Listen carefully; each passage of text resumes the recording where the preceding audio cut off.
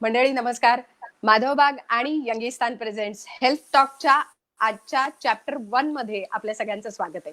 आपण यंगिस्तानच्या माध्यमातून बिझटॉक सुरू केले आणि वेगवेगळ्या उद्योजकांना, वेगवेगळ्या प्रोफेशनल्सना ज्या पद्धतीने एक वेगळं मार्गदर्शन खरं तर या कट्ट्यावरनं, या प्लॅटफॉर्मवरनं मिळालं, त्याबद्दल अनेकांनी आमच्याकडे प्रतिक्रिया व्यक्त केल्या. आणि जेव्हा डॉक्टर रोहित साने आपल्याकडे आले माधवबागचे आणि त्यावेळी ज्या पद्धतीने लोकांनी सुद्धा प्रतिक्रिया त्यांना दिल्या आणि त्यांना सुद्धा ज्या पद्धतीने हा सगळा विषय जाणवला, त्यात सगळ्यात महत्वाची गोष्ट त्यांनी जर केली असेल तर त्यांनी असं म्हटलं की आपली रोगप्रतिकारक शक्ती आता वाढली पाहिजे. येणाऱ्या दिवसात रोगप्रतिकारक शक्ती वाढवणं हेच खरं तर आपलं मिशन आहे. आणि मंडळी, यंगिस्तान आणि माधवबाग यांनी मिळून एक मिशन घेतलं की खरंच आहे, येणाऱ्या काळामध्ये ही रोगप्रतिकारक शक्ती आपली कशी वाढवता येईल. आणि मग त्याच दृष्टीने हे आणखी एक पुढचं पाऊल ज्याला म्हणता येईल ते म्हणजे आजपासून दर रविवारी संध्याकाळी 5 वाजता आपण सुरू करतोय हेल्थ टॉक. आणि हेल्थ टॉकचा आजचा पहिला एपिसोड आहे, ज्या एपिसोडमध्ये आज आपल्या सोबत तज्ज्ञ आहेत माधवबागचे CMO doctor Gurudatt Amin sir. नमस्कार. नमस्कार. नमस्कार. आता सध्याच्या दिवसात सारखं म्हटलं जातंय की कोरोना पेशंट आहेत, कोरोनाची सगळी पार्श्वभूमी आहे आणि एक गोष्ट सारखी म्हटली जाते की तुमची रोगप्रतिकारक शक्ती चांगली असेल तर तुम्हाला त्यातनं काहीही होणार नाही, तुम्ही त्यातून बरे व्हाल. तर हा सगळा जो विषय आहे तो नेमका काय आहे, या रोगप्रतिकारक शक्तीचं जे काही यश आहे किंवा जी काही गोष्ट आहे ती नेमकी काय आहे आम्हाला सांगा. सगळ्यात पहिला विषय असा की आतापर्यंत आपल्या सगळ्यांना माहिती असलेली गोष्ट अशी आहे की कोरोनासाठी औषधं काही नाही आहेत. मलेरियासाठी औषधं आहेत, टायफॉइडसाठी औषधं आहेत, कोरोनासाठी औषधं काही नाही आहेत. पण मग आतापर्यंत कोरोनाचे जे काही पेशंट बरे होऊन डिस्चार्ज करून घरी गेले, जवळपास जगभरामध्ये 44 लाख पेशंट्स कोरोनानी बाधित होते आणि त्यांचा आता म्हणजे सोक्षमोक्ष लागला. त्यापैकी 44 लाखापैकी 40 लाख पेशंटला डिस्चार्ज मिळालाय आणि जवळपास 4.5 लाख पेशंट हे दगावलेले आहेत. म्हणजे 44 लाखापैकी जवळपास 90% पेशंट कोरोना झाल्यानंतर सुद्धा व्यवस्थित फिट अँड फाईन घरी गेलेत. 10% मात्र घरी जाऊ शकले नाहीत. त्यांनी कोरोनाच्या समोर ते हरले. आता इथेच खरं व्याधी प्रतिकार क्षमतेची ताकद कळती की ज्यावेळी हॉस्पिटलमध्ये ते 44 लाख ऍडमिट झाले होते त्यापैकी कोणालाच कोरोनाचं औषध दिलं गेलं नव्हतं, कारण कोरोनासाठी औषध नाहीच आहे. मग असं काय घडलं की जे 40 लाख होते ते घरी डिस्चार्ज घेऊन परत आले आणि 4 लाख डिस्चार्ज घेतला नाही, ते एक्सपायर झाले. याचं कारण काय? तर मुख्यत्वे तुमच्या शरीराची इंटरनल आंतरिक व्याधी प्रतिकार क्षमता किंवा रोगाशी लढण्याची तुमच्या शरीराची ताकद. मला वाटतं इथे कुठेतरी आता खरे डोळे उघडण्याची गरज आहे. इथे कुठेतरी स्वतःच्या शरीराकडे सजग दृष्टीने बघण्याची गरज आहे. आज आपल्याला जे वाटत असतं की ताप आल्यानंतर पटकन गोळी खायची आणि बरं व्हायचं, काहीतरी इन्फेक्शन झालं की अँटीबायोटिक खायचं आणि बरं व्हायचं, ही संकल्पना कुठेतरी आता चुकीची आहे हे स्पष्ट होतं. कारण खरं इन्फेक्शनची लढण्याची ताकद तुमच्याच शरीरात असते. मग ती ताकद कशी वाढवता येईल, म्हणजे शरीराची इंटरनल कॅपॅसिटी कशी वाढवता येईल याचा प्रयत्न करायला पाहिजे. आणि मला वाटतं व्याधी प्रतिकार क्षमता म्हणजे हीच ताकद की जी तुमच्या शरीरातली आंतरिक ताकद आहे, जी बाहेरून येणाऱ्या रोगांना, बाहेरून येणाऱ्या जीवाणूंना, विषाणूंना, पॅरासाइट्सला मारायचं काम करत असते. आणि ही जेवढी सक्षम असेल तेवढी तुमचं आजारात वाचायची किंवा आजारी न पडण्याचे चान्सेस जास्त असतात. बरोबर आहे. पण मग आणखी एक गोष्ट आम्हाला वारंवार ऐकिवात येते, ती म्हणजे तुम्हाला जर बीपी असेल, तुम्हाला जर शुगर असेल तर तुम्हाला याचा दगा जास्त होण्याची शक्यता आहे. आता मग या सगळ्यामुळे म्हणजे बीपी शुगरमुळे मग या रोगप्रतिकारक शक्तीवर परिणाम होतो का? आणि मग तो होत असेल तर मग काय केलं पाहिजे? आता मी जस्ट हे सेशन सुरू व्हायच्या आधी अजून एकदा म्हणलो की स्टॅटिस्टिक्स बघूया, आकडेवारी बघूया. आणि आकडेवारी बघताना दिल्लीचं अनालिसिस पुढे आलं. दिल्लीमध्ये बऱ्यापैकी अनालिसिस झालं त्यांच्या डेटाचं.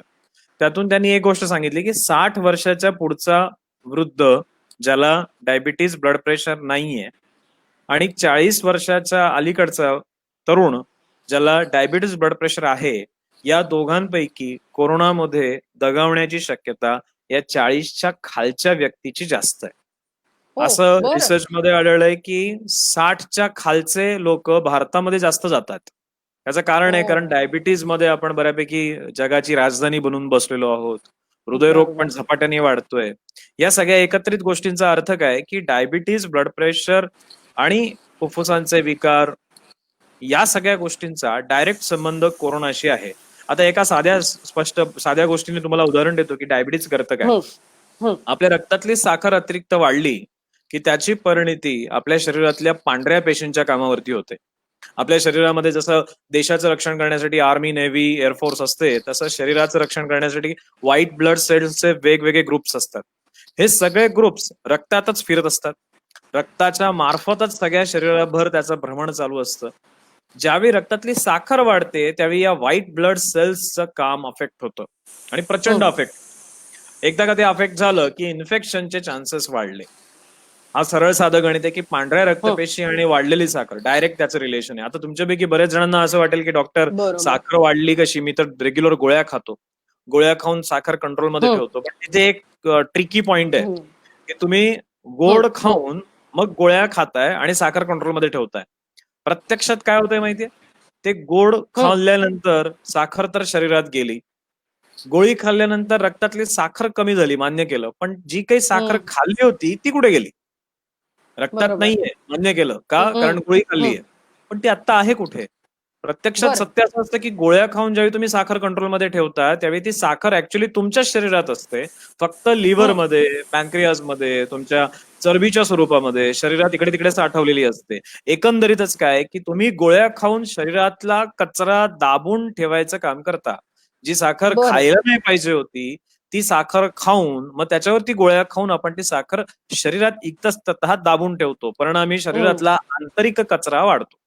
आता याचं बरोबर. सायंटिफिक एक्सप्लेनेशन द्यायचं झालं तर इंट्रामायोसेल्युलर फॅट, लिव्हर मधले फॅटी चेंजेस, या पद्धतीने त्याची उत्तरं देता येतील. पॅनक्रियास मधलं ट्रायग्लिसरॉल. पण साध्या शब्दात सांगायचं झालं तर तुमच्या शरीरातला कचरा वाढलेला आहे. कचरा कमी करा, तुमचा डायबिटीज कमी होईल आणि तुमच्या पांढऱ्या रक्तपेशी चांगलं काम करू शकतील. तसंच ब्लड प्रेशर. ब्लड प्रेशर वाढतंय म्हणजे काय, रक्तवाहिन्या आता आवळल्या गेल्यात, रक्तवाहिन्या आकुंचन पावल्यात. रक्तवाहिन्या आकुंचन पावल्यात म्हणल्यानंतर रक्तवाहिन्यांमधून शरीरभर फिरणारं रक्त सुद्धा कमी फिरणार आहे.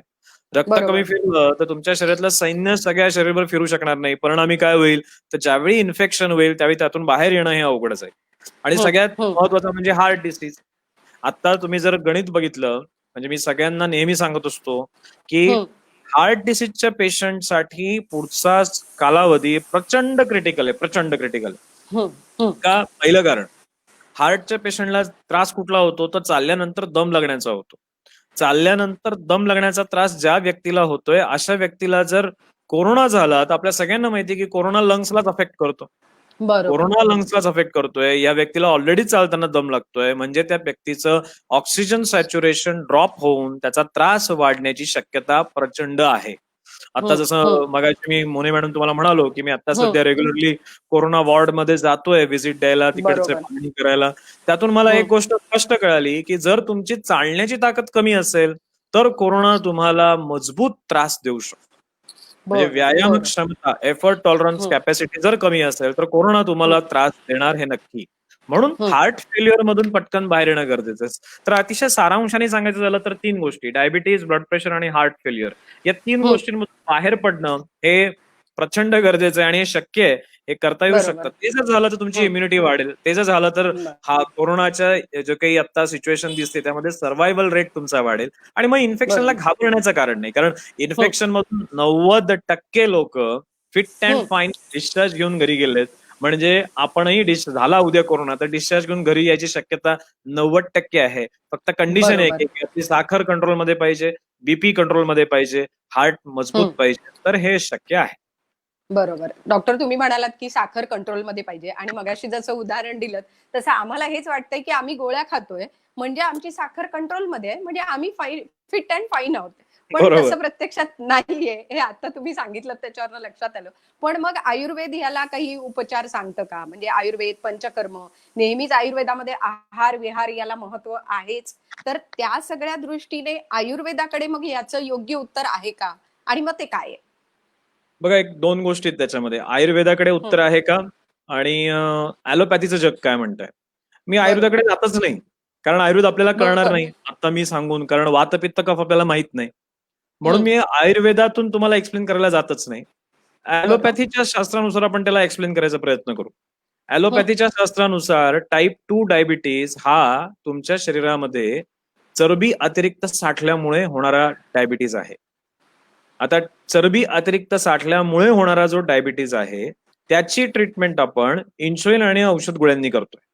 करायला काय पाहिजे? चरबी कमी केली तरी तुमचा डायबिटीज जातोय. अतिशय सोपं आणि सरळ इक्वेशन आहे. मग चरबी बरोबर. कमी करायची कशी? तर चरबी कमी होण्यासाठी मला डाएट कंट्रोल केला पाहिजे. मग त्या डाएट कंट्रोल करण्यासाठी आहाराचं नीट नियोजन केलं पाहिजे. आता आमच्या माधवबागमध्ये आम्ही जे डायबिटीजच्या पेशंटची ट्रीटमेंट करतो त्यात आम्ही पेशंटला डाएट चार्ट पूर्वी लिहून द्यायचो. डाएट बरोबर. चार्ट म्हणजे काय? जेवणाचा तक्ता. मग जेवणाचा तक्ता दिला, पेशंट विचारायचे, डॉक्टर हे खाऊ का? डॉक्टर ते खाऊ का? आम्ही म्हणायचो हो बाबा, हे खा, ते खा, हे खाऊ नका, ते खाऊ नका. बरं, मग हे चार्ट घेऊन घरी गेल्यानंतर ते चार्ट मध्ये दिलेल्या गोष्टी किती प्रमाणात खायच्या आहेत याचं काही आम्ही रूपरेषा दिलेली नसायची. परिणामी व्हायचं काय? आम्ही जे खा सांगितलेलं आहे ती गोष्ट पेशंट भरपूर खायचा. भरपूर खाल्लं की भरपूर कॅलरी पोटात जायच्या आणि कॅलरी पोटात गेल्या की त्या पेशंट कधी तो बरा होऊ शकत नाही. मग नंतर आम्हाला ही गोष्ट कळाली की कॅलरी कंट्रोल आवश्यक आहे. जेवणाचा पोर्शन कंट्रोल आवश्यक आहे. पोर्शन कंट्रोल म्हणजे काय? जेवणाचं प्रमाण. तुम्ही किती काय खाताय हे महत्वाचं आहेच, पण त्यापेक्षा जास्त महत्वाचं आहे किती किती खाताय. बरोबर. म्हणजे बऱ्याच जणांना वाटतं की मी नुसता वरण भातच खातो, मला हार्ट, मी चरबी खातच नाही काही, तरी मला कसा हार्टचा प्रॉब्लेम झाला. वरण भातामधून सुद्धा प्रचंड कॅलरी शरीरात जाऊ शकतात आणि त्या वरण भातातून सुद्धा तुम्हाला ब्लॉकेजेस उत्पन्न होऊ शकतात. वरण भातातूनच आपल्याला डायबिटीज उत्पन्न होऊ शकतो. प्रमाण जर क्रॉस केलं, मला गरज आहे 1500 कॅलरीची, मी खातोय 2000 कॅलरी, माझी 100% रक्तवाहिनी आता चरबीने भरून जाणार. म्हणजे सारांश काय की तुमचं डाएट कंट्रोल फार आवश्यक आहे. माधवबागनी तिथे छान काम केलंय. माधवबागनी काय केलंय की डायबिटीज टाईप 2 साठी रूट कॉज काय? त्या रिसेप्टर वरती अडकलेली चरबी. मग ती चरबी काढायची. कशी काढायची? तर त्याचं योजन केलंय. एक डाएट बॉक्स बनवलाय. साधारणपणे 800 कॅलरी दिवसाला जातील पेशंटच्या शरीरात. अशा कॅल्क्युलेशननी जेवणाचे सगळे पार्ट तोडून ठेवलेत. म्हणजे सकाळचा नाश्ता पण आमचाच घ्यायचा, जेवण पण आमचंच घ्यायचं, पोळ्या पण आमच्याच कणकेच्या आणि दिलेल्या पोर्शन मधल्याच बनवायच्या. असं नाही की हव्या 2 पोळ्या पाहिजे, 4 पोळ्या पाहिजे, असं नाही. एवढीशी कणिक असते त्यातच पोळी बनवायची. या पद्धतीने आम्ही केलं काय? पोर्शन कंट्रोल केले. पोर्शन कंट्रोल म्हणजे त्या पेशंटच्या शरीरात जाणाऱ्या कॅलरीजवर टाईट कंट्रोल आणला. परिणाम काय होतो? पहिल्या आठवड्यामध्ये त्या पेशंटचं जवळपास 1 किलो चरबी शरीरातली निघून जाते आणि त्याच्या रक्तातली साखर 250-300 वरून डायरेक्टली 140 वर येऊन थांबते. मग पहिल्याच आठवड्यामध्ये आम्ही त्याच्या ऍलोपॅथीच्या गोळ्या बंद करायला लागतो. पहिल्या आठवड्यात. म्हणजे लोकांना हे बदल विश्वास बसतच नाही की अरे एवढं माझी साखर कमी कशी आली? का? कारण आपण पूर्वी भरपूर डाएट घेत होतो. आता आपण जसं स्ट्रिक्ट डाएट कंट्रोल करायला लागलोय तसे आपली औषध गोळ्यांवरची डिपेंडन्सी कमी होणार आहे. हे आम्ही ज्यावेळी दाखवून देतो त्या डाएट किट मधून त्यावेळी ते त्यांना कळतं आणि त्यातून ते रिव्हर्स व्हायला लागतात. सारांश आहे की माधवबागमध्ये किंवा आयुर्वेदामध्ये या सगळ्या गोष्टींचं नियोजन करण्यासाठी आहाराचं सेवन मात्रेनुसार, मात्रा म्हणजे प्रमाण, क्वांटिटी, मात्राशी साथ म्हणजे मात्रेनी जेवा, एका प्रमाणात जेवा, तुमच्या शरीराला आवश्यक आहे त्यानुसार जेवा आणि याचं प्रमाण आम्ही डिफाईन केलंय. त्या प्रमाणानुसार पेशंट जेवायला लागला की त्याचं डायबिटीज रिव्हर्स होण्याची प्रक्रिया सुरू होते. आणि हे सगळं होत असताना जेव्हा तुम्ही म्हणताय की डायबिटीस रिव्हर्स होऊ शकतो, म्हणजे पूर्वीपर्यंत आतापर्यंत आम्ही असं ऐकलं होतं की एकदा शुगर तुमच्या शरीरात आली की ती काही जात नाही. पण आता आपण हे जे काही वेगळं सांगतोय ते सांगत असताना मग आता म्हणजे ते तर ठीक आहे की माधवबागच्या कडनं आम्ही जी ट्रीटमेंट घेतली तर आमची शुगर जाऊ शकते. पण हे सगळं असताना सुद्धा मग आता आम्ही अजून जर ट्रीटमेंट घेतलेली नाहीये आणि बीपी आणि शुगर आहे, तर मग आता आम्ही आमची रोगप्रतिकारक शक्ती कशी वाढवायची सध्याच्या सिच्युएशन मध्ये? काय केलं पाहिजे? सगळ्यात पहिलं सांगेन की रोगप्रतिकारक शक्ती वाढवायची आहे, रोगाची लढायची ताकद वाढवायची आहे, तर सगळ्यात पहिल्यांदा व्यायाम सुरू करा. घरच्या घरी दम लागेल, धाप लागेल इतका व्यायाम करा. मग ते दोरीच्या उड्या असतील, स्टेपर एक्सरसाइज असतात, साधं एक स्टेपर आणायचे किंवा पाटावर चढ उतर करा.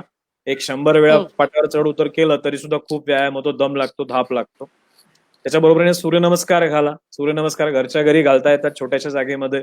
सूर्यनमस्कार घाला, दोरीच्या उड्या होऊ द्यात, स्टेपिंग एक्सरसाइजेस होऊ द्यात. दीर्घ श्वसनाचे प्रयोग सुरू करा. खोल श्वास घ्यायचे, खोल सोडायचे. हे जे काही अतिशय सोपं आणि साधं रामदेव बाबांनी शिकवलंय. बरेचसे योगासनाचे एक्सपर्ट्स आहेत. त्यातला साधा बरोबर. प्राणायाम, अनुलोम विलोम जरी केला दीर्घ श्वसनाचा, तरी त्यातून खूप छान फायदा होताना मिळतो. दुसरं बरोबर. काही आहे की डाएटमध्ये मॉडिफिकेशन करा. माधवबागनी जसं डाएट किट दिलंय तसं तुम्ही सेवन करू शकता. त्याच्याऐवजी तुम्हाला घरचं काही खायचं असेल तर घरच्या खाण्यामध्ये कार्बोहायड्रेट्स कमी करा. ओके. गहू, तांदूळ, ज्वारी, बाजरी याचं प्रमाण कमी करा. प्रोटीन्सचं बर. प्रमाण वाढवा. फायबर्स आणि फ्रुट्सचं प्रमाण वाढवा. म्हणजे आता जर तुम्ही 2 पोळ्या खात असाल तर 2च्या ऐवजी 1 पोळी खा. भात 2 वेळा घेत असाल तर थोडा क्वांटिटी कमी करून एकदाच घ्या. अशा पद्धतीने तुम्ही तुमचं कार्बोहायड्रेट्स इंटेक कमी करा आणि वजन कमी करायला घ्या. हे साध्या स्टेप्स केल्या तरी तुमच्या शरीरातली इम्युनिटी आपोआप हळूहळू वाढायला लागेल. गरम पाणी पिणं, सकाळचा चहा सोडून गवती चहा, दालचिनी, सुंठ याचा काढा करून घेणं, हे छोटे छोटे बदल आहेत. हे तुम्ही तुमच्या जीवनात बरोबर. घडवू शकता. बरीचशी अशी आयुर्वेदिक औषधं आहेत की जी आयुर्वेदिक औषधं तुमच्या इम्युनिटीला प्रचंड ताकद देतात. ऑलरेडी तुम्ही सगळ्यांनी ऐकलं असेल की या कोरोनाच्या काळात आयुर्वेद खूप पुढे आलं. बऱ्याच जणांनी इव्हन गव्हर्नमेंट बऱ्याचशा म्हणजे काय म्हणतात लोकसभा, राज्यसभेमध्ये सुद्धा किंवा आपल्या विधान भवनामध्ये सुद्धा बऱ्याच वेळा या आयुर्वेदावरती विशेष चर्चा झाली. का चर्चा झाली? कारण आयुर्वेदातली बरीचशी औषधं तुमच्या शरीरातली रोगप्रतिकार क्षमता वाढवण्यासाठी सक्षम आहेत, हे सिद्ध झालेलं आहे.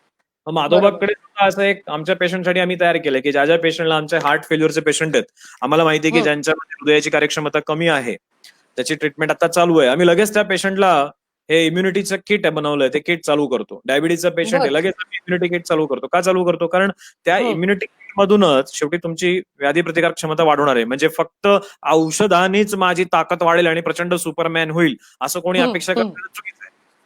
डाएट पण करायचंय, व्यायाम पण करायचा आहे, सपोर्टीला औषध देतोय आम्ही. असं सगळं एकत्रित केलं तर ताकद नक्की वाढेल. इम्युनिटीसाठी आम्ही एक छान किट आणलेलं आहे. ज्यांना ज्यांना अपेक्षा असेल, इच्छा असेल ते नक्कीच आमच्याशी संपर्क साधू शकतात. आमच्याकडनं तुम्हाला त्या गोष्टी अवेलेबल करून दिल्या जातील. पण मुद्दा आहे व्यायाम आणि डाएट या 2 गोष्टी तितक्याच महत्वाच्या आहेत. आणि त्या केल्या पाहिजे कंटाळा न करता. हा सगळ्यात महत्वाचा विषय. प्रश्नही आपल्याकडे खरं तर बरेच आलेत, पण आपण एक प्रश्न प्रातिनिधिक घेऊया. वसंत भीमटे यांनी एक प्रश्न विचारलाय की लिव्हर आणि डायबिटीस यांचा काही संबंध आहे का? आणि मग काय काळजी घेतली पाहिजे? लिव्हर आणि डायबिटीजचं तर डायरेक्टली रिलेशन आहे. कारण जे काही इन्सुलिन रेजिस्टन्स निर्माण होतो त्याचं मोठं सोर्स लिव्हर आहे स्वतः. आता लिव्हरचे खेळ असतात कसे? तर लिव्हर तुमच्या शरीरातलं लिव्हरचं मेन काम काय माहितीये? लिव्हर पॉवर हाऊस आहे तुमच्या शरीराचं. पॉवर हाऊस म्हणजे काय? मी म्हणेन की तुमच्या शरीरामध्ये कॅलरी पुरवायचं काम लिव्हर करतं. त्याचं जे मॅनेजमेंट आहे ना, की माझ्या ब्रेनला किती कॅलरी पाहिजेत, माझ्या मसल्सला किती कॅलरी पाहिजेत, माझ्या शरीरातला किती ऊर्जा पाहिजे, त्या ऊर्जेसाठी फ्युएल म्हणजे इंधन पुरवायचं काम लिव्हर करतं. व त्याचं सगळं मॅनेजमेंटचा तो इन्चार्ज आहे लिव्हर. की शरीरामध्ये जर नुसतं मी साखर खाल्ली तर ती खाल्लेली साखर लिव्हर काय करतं? पटकन पकडतं आणि चरबी बनवून ठेवून देतं त्याला. आणि मग नंतर ज्यावेळी मी उपाशी पोटी असतो त्यावेळी तीच साखर ते वापरत राहतं. कळलं? म्हणजे liver operate like a bank. Bank सारखं काम करतं की तुमचे पैशाचं नियोजन करत हळूहळू तुम्हाला थोडे थोडे पैसे पुरवत राहणं, असं जे काम आहे ते तुमचं लिव्हर करत असतं. आता ह्या कामामध्ये प्रचंड बिघाड निर्माण होतो ज्यावेळी तुम्ही शुगर आणि कार्बोहायड्रेट्सचे पदार्थ खाता. का? कारण अचानक खूप मोठं काहीतरी घडलं, ऊर्जा आली आतमध्ये, तरी लिव्हरवर ताण येतो त्या ऊर्जेचं नियोजन करण्याचं. आयडियली तुमच्या शरीरात ऊर्जा कशी यायला पाहिजे? हळूहळू यायला पाहिजे. म्हणजे काय? तर तुम्ही सॅलड खाताय, फ्रुट्स खाताय, याच्यात काय होतं? ऊर्जा थोडी थोडी येते. तुम्ही 1 किलो एखादं फळ खाल्लं तर त्यातून हळूहळू ऊर्जा येणार आहे.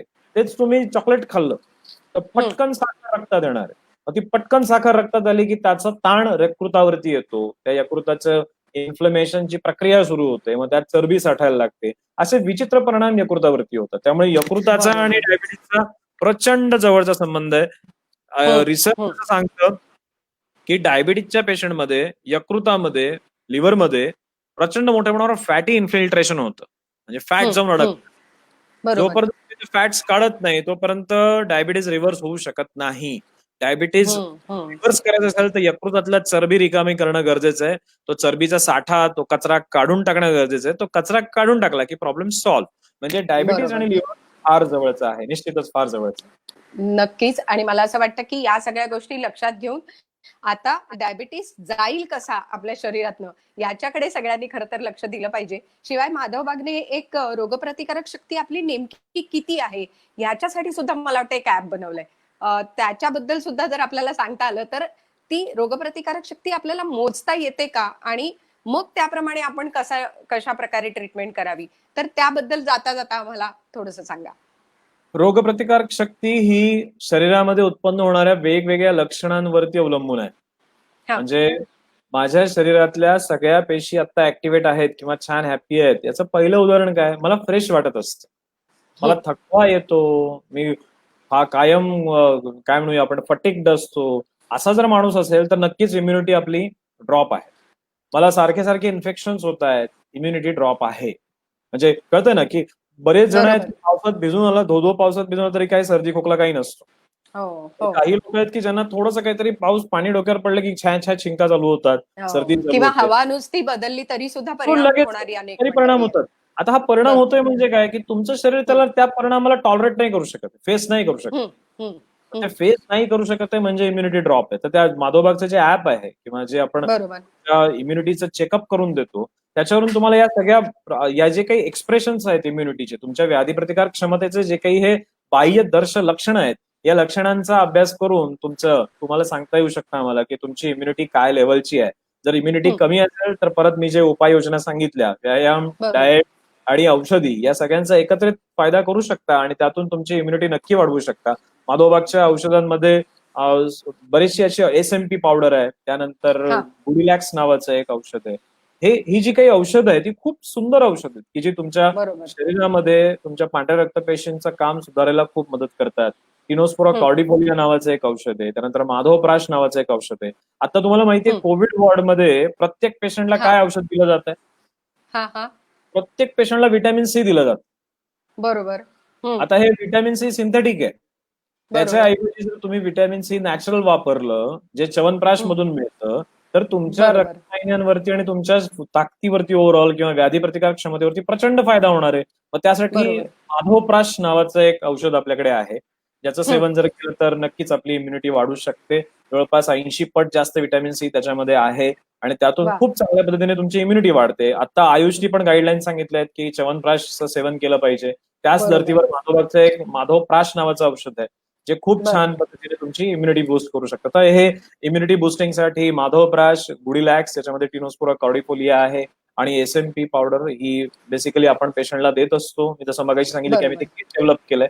त्या किटमध्ये हम्म. ही 3 औषधं आहेत, ज्याचा फायदा पेशंटला होतो.